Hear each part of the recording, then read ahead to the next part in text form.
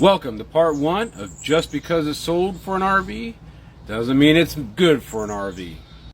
The first accessory that I'm going to talk about is going to be your slide supports that people sell. They rest here and they run down, and then you can tighten them up, and it basically supports, it's advertised as to get rid of any kind of bouncing going on with your slide.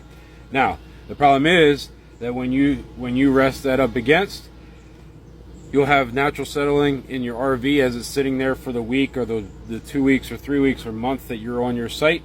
You're going to have settlement on your RV, and it's not going to settle here. What it's going to do is it's going to lift that slide up, and then your sidewalls up top,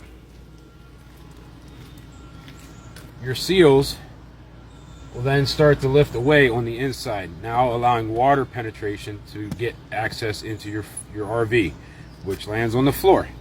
What it also does too is it can bend all the moving parts in your slide as that movement is happening, so stay away from them. They are not worth the $200 and some or even $100. If they were given away for free, I would not use them.